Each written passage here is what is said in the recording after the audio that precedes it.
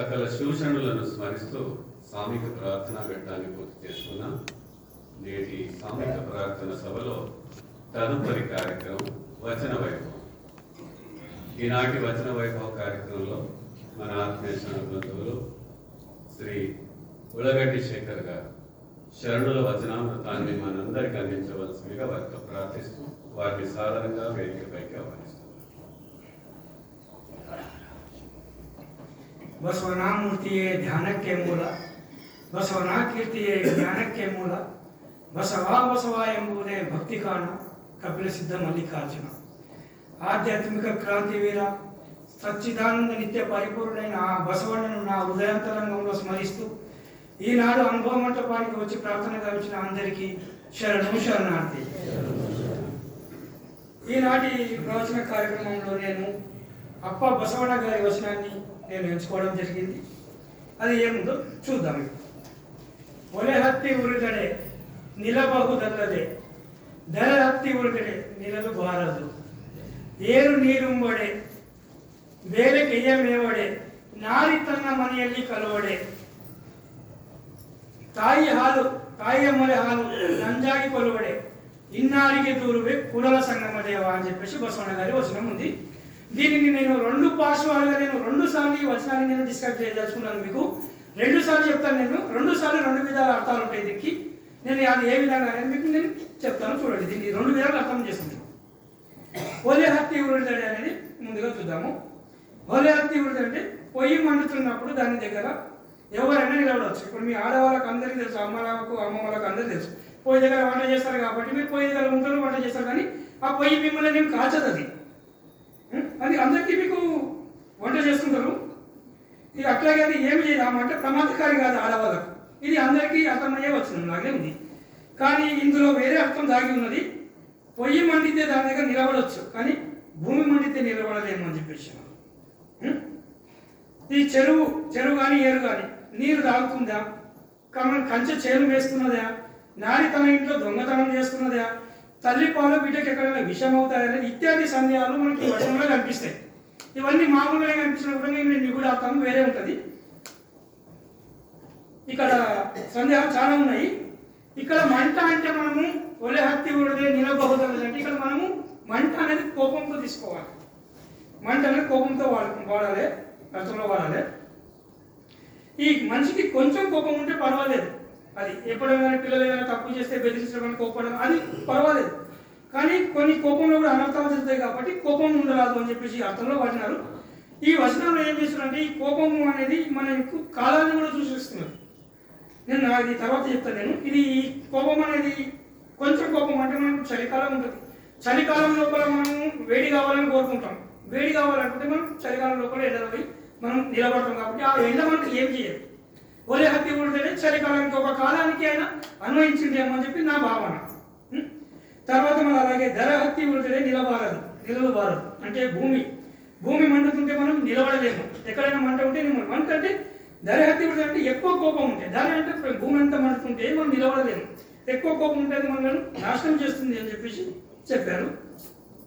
ఎందుకంటే ఎదుటి వ్యక్తిని మనం ఒక ఇల్లు కాల్చాలి ఎదుటి వ్యక్తిని అంటే మనం ముందుగా మనం ఆ నిప్పును మనం చేతులు పట్టుకోవాలి. మనం పట్టుకున్నప్పుడే మనం ఇంకొకరిని ఆ ఇంటిని నిప్పు పెట్టడానికి అవకాశం ఉంటుంది. అలాగే ఇంకొకరిని దూషించాలి, ఇంకొకరిని కోపం ప్రదర్శించాలంటే ముందు మన లోపల కోపం అనేది రావాలి. మన లోపల జ్వాలాగ్ని అనేది రగిలించినప్పుడే మనం ఎదుటి వారిని మనము కోపం చూపించగలుగుతాం. లేకపోతే మనం చూపించలేము, దూషిస్తాం. ఎదుటి వ్యక్తికి మన దూషణ తిట్లు తగ్గుతాయో తగ్గలేదు, మన తిట్టేటి మనం తగ్గుతుందో తిట్టిన తిట్లు గాలికి అని చెప్పేసి మనం అనుకుంటే మనకి ఏమీ తగ్గదు. కానీ ఆ తిట్లు మన ఆవేశంతో మనమైతే ఎప్పుడైతే మనం ఎదుటి వారిని దూషిస్తామో తిడుతున్నామో అప్పుడు మన ఆరోగ్యం దెబ్బతిన మాత్రం ఖాయం. ఇది ఎట్లా తెలుసుకోవాలి, మన ఆరోగ్యం ఖరాబ్ అయిపోతుంది, పాడైపోతుంది. ఇక్కడ ఇది ఎండాకాలంతో పోల్చాలి. ఇంతకుముందు మనం తక్కువ వేడి ఉన్నది ఎవరైతే అంటే చలికాలంతో ఎట్లయితే మనం అన్వయించుకున్నామో ఇప్పుడు ఇది ఈ జలహత్తి అంటే ఎండాకాలంతో పోల్చుకోండి. మనం ఎండాకాలంతో పోల్చుకుంటే ఎండా వేడి అనేది మనకు తట్టుకోలేము. మనం ఒకవేళ మనం 40 డిగ్రీలో ఉన్నది అంటే మనం మామూలుగా తట్టుకుంటాం. ఇంకా దానికంటే 42, 45, 50 దాకా పోయిందంటే మనం భూమి మీద బయటికి రావడానికి కూడా చాలా కష్టమైపోయిన వేడి ఉష్ణోగ్రత ఉంటుంది. కాబట్టి దీనిని మనం ఎండాకాలంతో ఊహించుకుందాం. మనం ఇక ఏరి నీరు నింపుడే ఇక్కడ నీటి ప్రస్తావన వచ్చింది. ఇది వానాకాలానికి గుర్తు. నీరు అంటేనే మనకు వర్షం కురితేనే మనకు నీళ్ళు వస్తాయని చెప్పి తెలుసుకోవాలి. ఈ నీరు వర్ష రూపంలో వస్తుంది భూమిపైకి. ఇది మన దాహం తీరుస్తుంది. మరి అట్లాగే ఆ నది తన నీరుని తాగితే ఎట్లా ఉంటుంది? తన నీరుని తాగి ఎక్కడైనా తాగుతుందా? ఇక్కడ తాగదు. కాబట్టి నీరు అంటే మనం డబ్బుతో అర్థం, ధనంతో సమానత్వంలో తీసుకోవాలి. మనం నీరు మనకు ప్రధాన ఆహారం కాదనే సత్యం ఇది. నీటితో పంటలు పండించుకోవడానికి, మనం జీవనం సాగించడానికి నీరు అతి ముఖ్యమైన వనరు. మనకి ప్రతిరోజు నీరు లేదు మనకి ఏ కార్యము జరగదని చెప్పేసి మనం తెలుసుకోవాలి. నీరు ఒక్క దగ్గరనే ఉన్నదనుకో మనకు అది పాడైపోతుంది. మీరు ఎక్కడైనా ఒక గుంత తవ్వి నీరు పోసి ఉంటారు కొంచెం వారం రోజులకు, 15 రోజులు, నెల, 2 నెలలకు. మిగతా కొన్ని రోజులకు అది ఏమైతే పాచి పడుతుంది, పాకులు పడుతుంది, అది మలినం అయిపోతుంది నీరు. అంటే నీరు ఏం లేదు, నీరు ఎప్పుడు పారుతూ ఉండాలి. నీరు ఒక్క దగ్గర ఉండాలి. నీరు ఒక్క దగ్గర పాచి పడుతుంది, నీరు ప్రవహిస్తుంది. అట్లాగే మన దగ్గర ఉన్న డబ్బు కానీ ధనాన్ని కానీ జంగమానికి వసంగాలని చెప్పేసి బసవన చెప్పారు. భూమి కొంత మేరకు నీటిని స్వీకరిస్తుంది. స్వీకరించాలని వర్షాకాలం వచ్చినప్పుడు కొంచెం నీరు ఇంకుతాయి. ఇంకిన తర్వాత మనకు గ్రౌండ్ లెవెల్ వెళ్తుంది, భూమి లెవెల్ వెళ్తుంది, మళ్ళీ నీరు మనకు ఉపాధికి ఇదవుతుంది. కానీ ధనం కూడా మనం పరిమితి మేరకే మన దగ్గర ఉంచుకోవాలి. ఇప్పుడు మనకు నదులు ఉన్నాయి, నదులు డ్యామ్ కడతాం. మనం డ్యామ్ కడితే వాటికి తలుపులు ఉంటాయి. తలుపులు ఉంటే ఏం చేస్తాం? డ్యామ్లో నీళ్ళు వర్షాకాలం ఎక్కువైంది, డ్యామ్లలో నీళ్ళు వచ్చింది ఎక్కువైంది అంటే ఏం చేస్తాం? తలుపులు తెరుస్తాం కంపల్సరీ. ఆ తలుపులు కింద తెరవకపోతే డ్యాములు కదిలిపోతాయి. కాబట్టి మనం కూడా అలాగే మనం కూడా మన దగ్గర ఉన్న ధనము, డబ్బు కానీ జంగమ దాసవాళ్ళకు సమర్పించాలని చెప్పేసి శరణులకు ఆకాంక్ష ఉండే, కోరిక ఉండే, అభిలాష ఉండే వాళ్ళది. ఆ విధంగా మనం కూడా వారి దారిలోపలే నడవాలని చెప్పేసి నా భావన కూడా ఉంది. ఇక అలాగే వేలి కెయ్యమేవాడే. వేలి కెయ్యమేవాడంటే కంచె. వేలి అంటే కంచె. కంచెను చెరువును ఎక్కడైనా వేస్తున్నారని మనం ఆలోచించాలి. వర్షాలు పడ్డ తర్వాత పంటలు పండుతాయి. పాడి పంటలు వేరే జంతువులు రాకుండా కంచె వేస్తారు పాడి పంటలకు. కంచె చెరుకు, ఆ కంచెనే అధిపతి కాదు. ఆ చెరుకు కంచె నేనున్నా అని చెప్పేసి అధిపతి అవుతుంది. అది అధిపతి ఖాళీ ఓన్లీ అది కాపలా చేయడానికి మాత్రమే కంచె, వేరే జంతువులు రాకుండా కాపలా చేయడానికి మాత్రమే కంచె పనికొస్తుంది. ఆ రైతు పడ్డ కష్టానికి ప్రతిఫలం ఆ పంట. ఆ పంటలకు కంటే జంతువులే ఆ పంటను ఎక్కువ నాశనం చేస్తాయి. కాబట్టి ఇప్పుడు ఒక బ్యాంక్ ఉన్నది. ఒక బ్యాంకుకు అందులో అపారమైన సంపద, ధనం ఉంటుంది. అలాగే ఆ బ్యాంకు సెక్యూరిటీ గార్డు ఉంటాడు. ఆ సెక్యూరిటీ గార్డు అయినంత మాత్రం అతను బ్యాంకు ఓనర్ కాలేడు.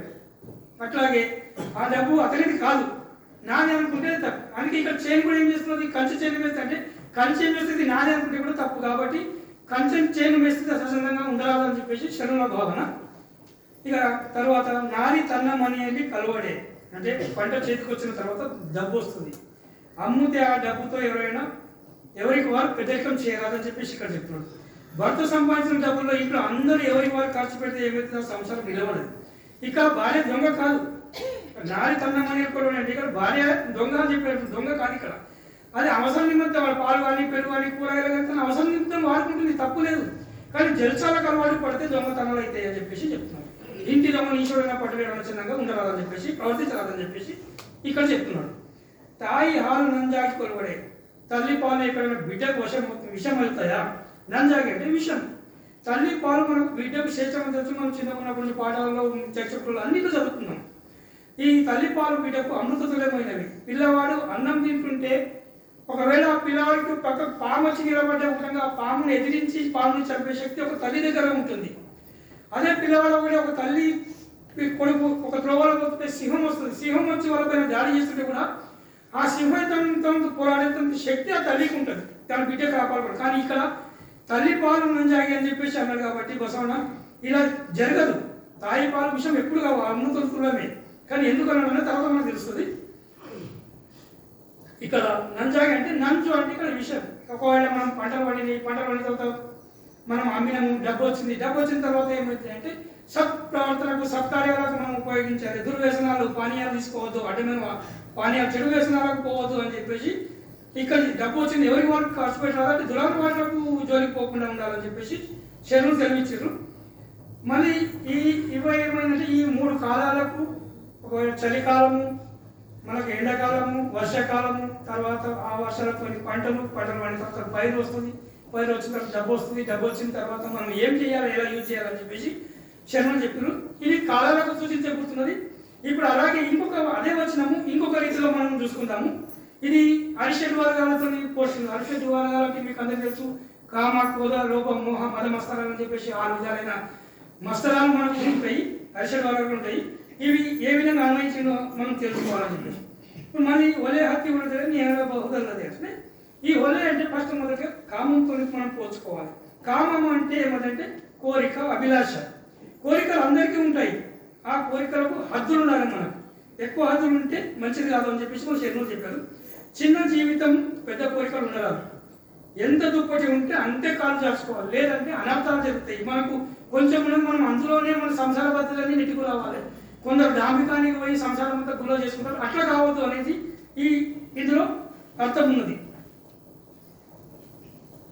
మనం తర్వాత దరహత్తి వృద్ధి పిల్లలు బాధలు, ఇది క్రోధంతో పోల్చుకున్నాం. ముందు ఏమది కామంతో పోల్చుకున్నాము, తర్వాత దరహత్తి వృద్ధి అంటే క్రోధంతో పోల్చుకుందాం.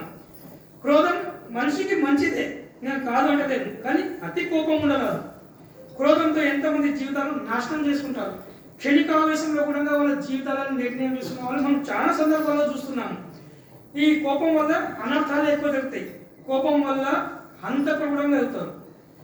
మన దైనందిక జీవితంలో మనం ఎన్నో చూస్తున్నాం, వార్తాపత్రికలు చూస్తాం. భర్త భార్యను చంపడం, భార్య పిల్లలను విసిమిచి చావడం, ఇలాంటివి ఎన్నో కోపాలు ఉన్నాయి. ఇవన్నీ క్షణిక గుణంతోనే చేసుకునే ఏంటి అని చెప్పేసి మనం ఇది చేసుకోవాలి.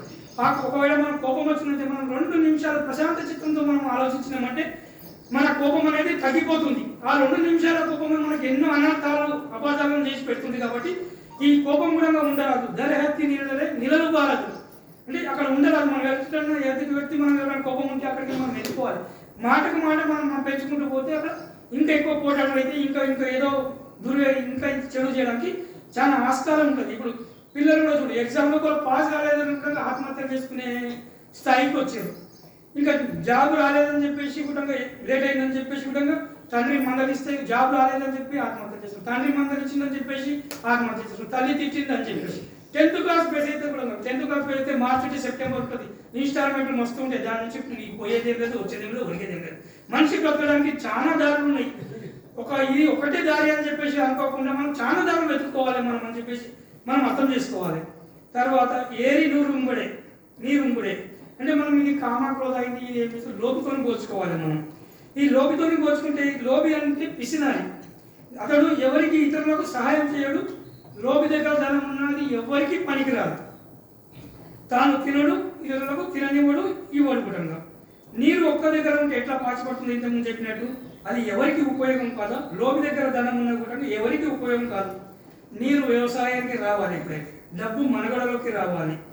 నీరు దాహం తీర్చాలి, డబ్బు ఉపయోగపడాలి, అప్పుడే మనకు వాటికి ఒక ప్రత్యేకత అనేది ఆపాదించబడుతుందని చెప్పేసి ఇక్కడ శరణులు ఏరు నీరుని కూడా అనే దానికి లోబితో పోల్చుకున్నారని చెప్పేసి అర్థం చేసుకోవాలి. తర్వాత బేలికెయ్యమేవాడే ఇది మోహంతో పోల్చుకుంటారు. కామ, క్రోధ, లోభం అయింది. ఇప్పుడు ఇది మోహంతో పోల్చుకోవాలి. మోహం అంటే ఇష్టత, అతి మోహం ఉండరాదు. ఏదన్నా ఒక దాని మీద ప్రేమ ఉండాలి, ఉండొద్దు అని లేదు. భార్య మీద మోహం ఉండాలి, పిల్లల మీద. అతి మోహం కూడా ఒక్కోసారికి అనర్థాలను తెచ్చిపెడుతుంది. ఇక మనటువంటి భైరులకు మాత్రం అది అనర్థాలు తెచ్చిపెడుతుంది. ఒకవేళ చాలా మంచి వాళ్ళకు అజ్ఞానులకు మాత్రం నష్టం చేసి పెడుతుంది, జ్ఞానులకు మాత్రం ఒక్కొక్కసారి మంచిగా చేస్తుంది అనేది చెప్తాను. ఇప్పుడు ఇది అతి మోహం అనేది, అతి ప్రేమ అనేది మనకు ఇబ్బందులను తెచ్చిపెడుతుంది. ఒకరికి డబ్బు అంటే మోహం ఉంటుంది, ఒకరికి కార్ అంటే మోహం ఉంటుంది. ఇప్పుడు పిల్లలకి ఏమైనా సెల్ ఫోన్ అంటే ఇష్టం అయిపోయింది, అది చాలా మోహం అయిపోయింది వాళ్ళ మీద. ఇప్పుడు సెల్ ఫోన్ పై మోహం ఎలాంటిది అంటే మనం నిత్యం వార్తలో చూస్తున్నాం. ఇంకొకరికి భార్యపై మోహము, మనకు ఉన్న దాంట్లో సంతృప్తికరమైన జీవితం సాగించాలి మనం అన్నట్లు. భార్యపై మోహం అంటే నేను చిన్న జరిగిన ఒక యథార్థ సంఘటన నేను మీకు ఒక కథ రూపం ఉంది, అది నేను చెప్పదలుచుకున్నాను. ఇప్పుడు తులసీదాస్ అనేవాడు ఒక వ్యక్తి ఉండేవాడు, అది మీ అందరికీ సుపరిచితమైన వ్యక్తి. అతని పేరు రత్నావళి, భార్య పేరు రత్నావళి. సారీ, అతడు తన భార్యను చాలా అమితంగా ప్రేమించేవాడు, చాలా ఇష్టపడేవాడు, చాలా మోహం ఉండేది అతని పైన, అమితమైన ప్రేమ ఉండేది అతనికి తన భార్య పైన. ఆ రత్నావళి ఒకసారి పెళ్లి అయిన కొత్తలో తల్లిదండ్రుల ఇంటికి వెళ్ళిపోతుంది. తల్లిదండ్రుల ఇంటికి వెళ్ళిపోయిన తర్వాత ఒకరోజు ఈ తులసీదాసు తన భార్యను చూడాలని చెప్పేసి ఒక ఆతృత చాలా మొదలవుతుంది. తన ఆతృత మొదలైతే ఏం చేస్తాడు తను, ఆ రోజు వర్షం చాలా వస్తుంటుంది, ఏరులు పారుతుంటుంది, నదులు పారుతుంటే పొంగి కోరుకుంటుంది. అప్పుడు విపరీతమైన వర్షం వస్తుంది. కానీ ఆయన చూడాలనే మోహం ఒకటి ఆ అజ్ఞానం లోపల కమ్మేస్తుంది కాబట్టి అతను ఇవేవి లెక్క చేయకుండా ఇంటిలో నుంచి భయపడి బయటికి వచ్చేసి ఆ నది ఉంటుంది ఒకటి, ఆ ఊరికి పోవాలి, భార్య వాళ్ళ ఊరికి పోవాలంటే ఒక నది ఉంటుంది. ఆ నదిని అర్ధరాత్రి కూడా ఈత కొట్టుకుంటూ వెళ్ళిపోతాడు, ఒడుగు చేరుతాడు. చేరిన తర్వాత మధ్యరాత్రి అవుతుంది, ఆ ఈత కొట్టుకొని ఆయన ఇంటికి వస్తారు. మధ్యరాత్రి అవుతుంది, బాగా వర్షం కురుతుందో ఆ ఇంటికి తలుపులు ఉంటాయి కాబట్టి అత్త మామ భార్య అని ఎంత వాళ్ళని పేరు ఎంత పెట్టి పిలిచినా కూడా ఆయన పలకడు, ఆమె పలకదు, ఆమె ఇంట్లో ఎవరు పలకడు. రాత్రి వర్షం కురుతుంటుంది కాబట్టి ఒకటి ఏమిటో దర్వాజ ఒకటి తాడు వేలాడుతుంటుంది. ఆ తాడు వేలాడుతుంటే ఆ తాడును పట్టుకొని పైకి వెళ్తాడు ఆయన. పైకి వెళ్ళిన తర్వాత భార్యను తలుపు కొట్టిన తర్వాత తలుపు తెరుస్తారు. తలుపు తెరిచిన తర్వాత భార్యను కలుస్తాడు.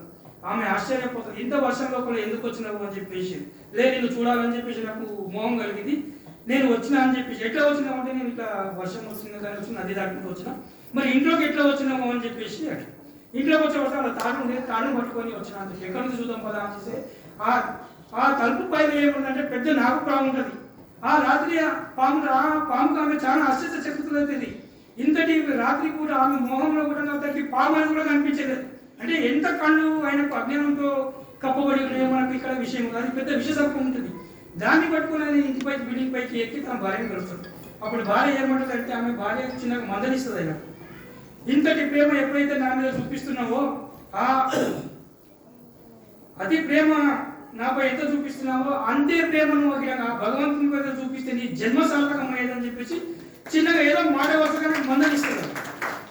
మందలిస్తే ఆ మాటలు అతని మనసుకు తగ్గితే అక్కడి నుంచి తక్షణమైన వెళ్ళిపోతాడు. ఇక భార్యకు చెప్పకుండా వెళ్ళిపోతాడు. ఎంత ఆమె వారించిన విధంగా నేను ఇక ఉండనని చెప్పేసి కోపంతో ఆయన భార్య దగ్గర నుంచి వెళ్ళిపోతాడు. వెళ్ళిపోయిన తర్వాత అతడు ఒక పెద్ద ఆధ్యాత్మికవేత్త అయినాడు. అదే మీకు అందరికీ తెలిసిన విషయమే. అతడే తులసీదాసు. అతడు రాసింది రామచరితమానస్ అని చెప్పేసి ఒక కావ్యాన్ని కూడా ఆయన రచించి అతను లోకప్రియుడయ్యాడు. ఇక్కడ ఏమదంటే అతిమోహంతో కూడా అతడు జ్ఞాని కాబట్టి ఆయనకు పూర్వజన సుకృతం ఉండేనో ఏమైనా కాబట్టి ఆయన జ్ఞాని కాబట్టి ఆయన తన జన్మని సార్థకం చేసుకున్నాడు. కానీ అదే మనం ఇక్కడ అనుభవంలోకి వచ్చి ఎంత వారించినా ఏం వారించినా మనం బహుళం కాబట్టి మనం మారడానికి ప్రయత్నమే చేయమని చెప్పి నా చిన్న కోరిక. అతి రామచరితమానస్ అనే ఒక ఇదే రాశాడు. ఇతడు కారణజన్ముడు అయ్యిండు. ఇది అతి మోహం సామాన్యులకు ప్రమాదానికి గురి చేస్తుంది కాబట్టి అతి వర్జేయత్నం ఏదైతే అతి ఉంటుందో అది విడిచిపెట్టాలి. కామక్రోధ లోప మోహాల లోపల ఇవన్నీ వదిలిపెట్టాలి అని చెప్పేసి మన శరీరం కూడా ఎన్నోసార్లు ఒక్క నుంచి పదే చెప్పారు. మనం కూడా ఆ బాటలో నడవాలి. ఇక తర్వాత నారి తన్న మనయల్లి కలువడే అంటే ఇది మదంతో పోల్చుకోవాలి. కామక్రోధ లోప మోహం అంటే ఇప్పుడు ఇది 5వది మదంతో పోల్చుకోవాలి. ఈ మదం అంటే మనకి ఏమంటే అహంకారం. ఈ అహంకారం ఉన్నప్పుడు ఒక స్త్రీ ఏం చేస్తానంటే దొంగతనానికి పాల్పడుతుందని చెప్పేసి ఇక్కడ మనకు అష్టమదాలు ఉన్నాయి. మీకు తెలుసు. ఈ త్రిగుణాలు ఉంటాయి, మలత్రయాలు 3 ఉంటాయి, కర్మచతుష్టయాలు 4 ఉంటాయి, ఈ పంచభూతాలు 5 ఉంటాయి, హరిషడ్వాలు 6, సప్తవసనాలు 7, 8వది అష్టమదాలు ఉంటాయి, 9వది నవమీద భక్తి ఉంటుంది, 10వది దశవాయువులు ఉంటాయి. ఈ అష్టమదాలలో ఈ మదం గురించి మనం చెప్పాను కాబట్టి ఇవి అష్టమదాల లోపలికి వస్తాయి. అష్టమదాల లోపల కూడా చాలా ఉంటాయి. అందులో ధనమదం కూడా ఒకటి ఉంటుంది. ఇప్పుడు నాకే డబ్బు ఉన్న అహంకారం ఉండాలని చెప్పేసి అంటున్నాను. ధనం ఉండి ఆరోగ్యం లేకపోతే వ్యర్థమే. ఆరోగ్యంగా ఉండి ధనం లేకపోతే కూడా కొంచెం ఇబ్బంది ఉంటుంది. డబ్బు ఎక్కువగా ఉంటే ఏమవుతుంది అంటే మస్తరం వస్తుంది అని చెప్పిస్తుంది. ఈ డబ్బు ఎక్కువ ఉంటే మదం తర్వాత మస్తరం వస్తుంది అని చెప్పేసి ఈ డబ్బు ఉంటే ఇది నంజాగి కొలబడే ఇజ్ఞాని దుర్వే కూడా సంఘం అనే వాళ్ళు డబ్బు ఎక్కువ ఉంటే మస్తరం వస్తుందని చెప్పేసి ఈ దురలవాటు దుర్వ్యసనాలు ధూమపానాలు మొదలైతాయి అని చెప్పేసి వాటిని వాడడం వల్ల మన శరీరాలు నాశనం అవుతాయి. మనల్ని మనం నాశనం చేసుకున్న వాళ్ళం అవుతాం. కాబట్టి నంజాగి అంటే విషతుల్యం అని అర్థం. ఈ ఏవైతే మనం సేవిస్తామో ఆ విధంగా మన వారిని మనం నాశనం చేసుకోవాలని చెప్పేసి ఎవరికి వారు మనం అర్థం చేసుకోవాలి. ఇంకా ఇన్యానికి నేను ఇంకెవరికి చెప్పాలి అని చెప్పేసి తన అంకిత నామమైన కూడల సంఘంతో బసవన్న వినవించుకుంటున్నాడు అపబసవన్న. ఇక చివరిగా ఇంకా ఏమని చెప్పండి, ఈ భస్మాసురుడు అందరూ మీకు అందరికీ తెలుసు. పురాణంలో భస్మాసురుడు ఘోర తపస్సు చేసిండు. పురాణంలో శివుడిని ప్రత్యక్షం చేసుకున్నాడు. వరం కోరుకోమంటే అతను చేసుకున్నాడు. ఎవరిని ఎత్తి మీద పెడితే నేను వాళ్ళు నాశనం కావాలని చెప్పేసి ఒక వరం కోరుకున్నాడు. తర్వాత ఏమైండు, వరం కోరుకున్నాడు కరెక్ట్, కానీ తను ఎట్లా యూజ్ చేసుకోవాలో తెలియలేదు. తాను నెత్తి మీద పెట్టుకొని భస్మం అయిపోయాడు. ఇక ఏ తపస్సు చేయకుండా మనకు అప్ప బసవన్న గారు ఏం చేసిండు? ఇష్టలింగాన్ని ఇచ్చింది, ప్రసాదించింది. పురాణేశ్వరుడు గొప్పవాడ, ఆయన అడిగితే ఇచ్చింది. మనకు బసవన్న ఇష్టలింగాన్ని అడగకుండా ఇచ్చింది. ఎవరు గొప్పవారు మీరే అర్థం చేసుకోవాలి, ఎవరు కానండి. అలాగే మనకు ఇది ఒక రోజు 2 రోజులు మనకు కష్టపడితే వచ్చింది ఇష్టలింగం. బసవన్న కూడా 12 సంవత్సరాలు పరికల్పన చేసి ఏం చేయాలి, ఎట్లా చేయాలి, ఏదో ఒకటి జనాలకు అందించాలి, ఏదో ఒకటి చేయాలని చెప్పేసి 12 సంవత్సరాలు తన పరిశోధనను ఇష్టలింగ రూపంలో ఇచ్చిందే మనకి ఇష్టలింగము. ఇప్పుడు మనం ధరించుకునే ఇష్టలింగం ఇది. కానీ మనం దాన్ని సద్వినియోగం చేసుకోవాలి, కానీ దుర్వినియోగం చేసుకోరాదు. మనకు ఇష్టలింగం ఫ్రీగా వచ్చిందని చెప్పేసి మనం తక్కువ చేయరాదు. ఏదైతే మనం డబ్బుతో కొన్నదంతా శ్రేష్టం కాదు, ఫ్రీగా వచ్చినంత కనిష్టం కాదని చెప్పేసి మనం తెలుసుకోవాలి, గ్రహించాలి. తపస్సు చేస్తే వరాలు స్వర్గం ప్రాప్తిస్తాయో తెలియదు, కానీ తను మన ధనాలతో గురులింగ జన్మ మనకు సమర్పిస్తే కైలాసం మన దగ్గరనే ఉంటుందని చెప్పేసి అప్ప బసవన్న గారు చెప్పిండ్రు. ఇక శరణుడు కూడా చెప్పారు, అప్ప బసవన్న చెప్పారు, మనందరూ శరణుడు కూడా ఇదే చెప్పారు. తను మన ధనాలతో గురులింగం మనకు సేవ చేసుకోవాలి, సమర్పించాలి. ఏ కైలాసం ఎక్కడో లేదు. నువ్వు ఈ విధంగా పాటుపడినంటే నీ పాదాల దగ్గర నీ భక్తుని వాకిలే వారణాసి అని చెప్పేసి అన్నాడు బసవన్న. అది మనం అర్థం చేసుకోవాలి. మన ధర్మం మనకు కనిష్టం కావాలి, మన ధర్మం మనకు శ్రేష్టం కావాలి. మన ధర్మాన్ని గౌరవించండి, నేను కాదనట్లేదు, కానీ మన ధర్మాన్ని మాత్రం తూచా తప్పకుండా 100% మనం పాటించాలి. మన ధర్మం మనకి ఎప్పుడు మనకు చేతిగా ఉండాలి, మన ధర్మం మనకు ప్రీతిగా ఉండాలి, తీపిగా ఉండాలి అనేది మనం బసవన ఆశయమై ఉన్నది. మనం ఆ బసవన ఆశయాలకు తూటుపడవాలి. మన ఇంటికి కూడా మనకు నచ్చకుండా పొరగటి కూర నచ్చిందన్న చందంగా ఉండాలి. మన ధర్మం మనకు ఉండగా వేరే ధర్మాలకి పాకులు అంటారు. మన కూర నచ్చక మన ఇంటి కూర మనకు నచ్చక ఈ పొరగిటి కూర ఉన్న నచ్చిందనే చందంగా మనం నడుచుకోరాదు అనే చందంగా ఉండరాదు. మన ధర్మం అన్ని ధర్మాల కంటే శ్రేష్టమైనదని చెప్పి తెలుసుకోవాలి. మన ధర్మం మనకి ఆదర్శం కాదు, విశ్వ మానవాళికి కూడా మన ధర్మం శ్రేష్టమవుతున్నదని చెప్పి నేను బల్ల గురించి చెప్పగలుగుతున్నాను. ఇక తర్వాత ఏమదంటే మన సమాజం కాకుండా ఇంకా ఎన్నో సమాజంలో కూడా ఏనుగుల వేషం దాల్చి శ్వానములో ఆచరించే సామాన్య మానవులు ఉంటారు. బయటికి డంబాచారం చేస్తారు, కానీ వాళ్ళ బుద్ధి అంటే కుక్క బుద్ధి ఉంటుంది. ఏనుగులా ఉంటారు, వేషం దాస్తారు, కానీ శ్వానంలో ఆచరించే సామాన్య మానవులు ఉంటారు. చెప్పేది ఒకటి, చేసేది ఒకటి ఉంటుంది. మన విధంగా వేరు మన దగ్గర అన్న విధంగా ఉంటుంది అటువంటిది. ఇక అటువంటి చెప్పేది ఒకటి చేసేది ఒకటి చేసే వాళ్ళకు వీళ్ళకు అవిరల భక్తి అలవడది. మనకు సమాజానికి వచ్చినా అంతే, రాకుండా అంతే, వాళ్ళు విన్నా ఒకటే, వినకుండా అంతే. ఎంత చెప్పినా చెవిటి వాళ్ళ ముందర శంకుపోయినట్టు ఉంటుంది. అవిరల భక్తి వాళ్ళకి అలవడదు అటువంటి వాళ్ళకు. ఇక ఏం చదివితే ఏం ఫలము, ఏం వింటే ఏం ఫలము, ఏం పలికితే ఏం ఫలము, తనలో ఉన్న పరవస్తువును తాను తెలుసుకున్నప్పుడు. పరవస్తువు అంటే మా పరమాత్మ పరశివుడు మన లోపలనే ఉన్నాడు, వేరే ఎక్కడ వెళ్ళి మీరు ఆయాసపడకుండా మనలోనే ఉన్న పరశివుని మనమే జాగ్రత్త చేసుకుంటే మనం ఒక ఉన్నత శిఖరాలకు ఆధ్యాత్మికంగా ఎదుగుతామని చెప్పేసి మన శరణులు చెప్పారు. మనం తెలుసుకోవాలని చెప్పేసి ఎన్నోసార్లు ఉటంకించాలనుకుంటాం కదా వాళ్ళు. అలాగే గంగలో మునిగి పవిత్రమయ్యమంటారు. నేను కాదట్లేను, మీ కోరికలు మీ ఇష్టము. గంగ నీరు మంచిదే, కానీ అది ఎట్లా పాడుకుంటూ వస్తుంది, అట్లా పాడైపోతూ వచ్చింది. అది ఎవరు చేశారు? మనమే చేసాం. అది గంగ ఎక్కడ పుట్టింది, ఎక్కడ మనకు పుట్టిన ప్లేస్ పవిత్రం నేను కాదంటున్నాను, కానీ ఎక్కడో బెంగాలు అక్కడ ఇక్కడ వచ్చేసరికి అది మొత్తం అపవిత్రం అయిపోయింది అని చెప్పేసి నేను చెప్పాను. ఆ తర్వాత గంజాయిగా కొడతారు. గంగానదిలో మునిగిని చూసి పవిత్రమయ్యమంటారు. ఆ మునిగి వస్తారు. మునిగి వచ్చిన తర్వాత మళ్ళీ ఏం చేస్తారంటే గంజాయిగా కొడతారు. అంటే దుర్వ్యసనాలు పోతాయి. మేము పవిత్రంలో వచ్చినాం, వాళ్ళు పవిత్రంలో వస్తారు, ఇక్కడ పోయి మాత్రం గంజాయిగా కొడతారు, దురలో పడతారు. ఇక చందనం ఇక్కడ ఉందని చెప్తే మనకి ఇక్కడ చందనం అనుభవంలో చందనం ఉందని చెప్తే ఇక్కడ వింటారు, బయట పోయి చెప్పి దుర్గాంధిని పూసుకుంటారు శరీరానికి అంతా. ఇటువంటి వారికి ఏం చెప్తాం మేము? సురభి ఇంట్లో ఉంటే మన సురభి ఇంట్లో ఉన్నది. సురభి మనకు చాలా ఇది పాడి పంటలతో మంచి ఇది చేస్తుంది. సురభి అంటే ఆవు మనకు మన ఇంట్లో పాలు ఉండగా కుక్క పాలకై పరుగులు పెడుతున్నాం మనం. ఇటువంటిది చేయాలని చెప్పి శరీరం కోరినంత అమృత మానగారం లాంటి మన వచన సాహిత్యం ఉండగా మనం విషయాన్ని సేవిస్తున్నారు. ఈ భ్రాంతి అనేది వదలమని శరీరం మరీ వకాంక్షి చెప్తున్నారు. ఇక మూఢనమ్మకమైన భ్రాంతిలో ఉన్నంత వరకు మన శరీరం మనకు అర్థం కాదు. భ్రాంతి వదిలి ఉన్నప్పుడే మనకు శరణతత్వం అలవడుతుంది. ఇక భక్తులు కాని వారితో వాదించడం మనకు అనవసరం. ఈ ధనాపేక్షతో పూజలతో స్నేహం చేయాలన్నాడు మన శరణుడు. ఉత్తములను తిట్టొద్దు అన్నారు. అలాగే అనిత్యుడైన దేవతలను వందించకండి అన్నాడు. అనిత్యుడు అశాశ్వతమైన దేవుడు, అటువంటి వాళ్ళకు మీరు వందించకండి. ఎవరు శాశ్వతుడో వాళ్ళని మీరు పూజించండి అని చెప్పేసి మనకు బసవన్న ఇష్టలింగం ఇచ్చిండు. శరణులు ఏమిటంటే డాంబికం వద్దన్నారు. అని మన మహాగణ నిరాల పరశివుడు ఒక్కడే అని చెప్పేసి సెలవిచ్చారు. తత్వమసి అన్నారు. తత్ అంటే లింగము, త్వమ అంటే అంగము, అంటే అసి అంటే లింగాంగ యోగము, లింగాంగ సమాసము తెలుసుకోవాలి మనం. ఈ తత్వమసి అంటే ఏం లేదు, ఈ లింగంతో అంగాన్ని సమరసం చేయడమే తత్వమసి అని చెప్పేసి మనం తెలుసుకోవాలి. ఈ అవకాశం ఇచ్చిన పెద్దలకు అనుభవం అంటే కృతజ్ఞత తెలుపుతూ తప్పులు పెద్దలు సాధించాలని చెప్పేసి కోరుకుంటున్నాను. ధన్యవాదాలు. జై గోసాయి.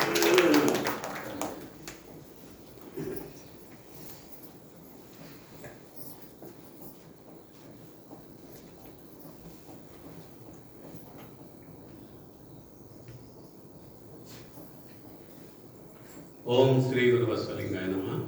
ఈనాటి వచన వైభవ కార్యక్రమంలో భాగంగా ఇంతవరకు మన ఆత్మీయ శరణ బంధువులు శ్రీ ఉలగడ్డి శేఖర్ గారు విశ్వగురు బసవేశ్వరుల వారి యొక్క దివ్యమైన వచనాన్ని ఎంచుకొని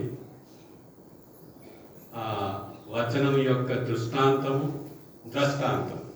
వచనంలో రెండు భాగాలు ఉంటాయి. ఒకటి దృష్టాంతం అంటే మనం ప్రతినిత్యం చూసే సంఘటనలు, మన కళ్ళెదురు జరిగే సంఘటనలు. పొయ్యిలో కూడా మంట మండుతుంది, కానీ అది ఎవరికి నష్టం కలిగించదు. ఎందుకంటే దానికి ఒక పరిమితి ఉంటుంది. అందులోనే అది తన తీవ్రతను చూపిస్తుంది.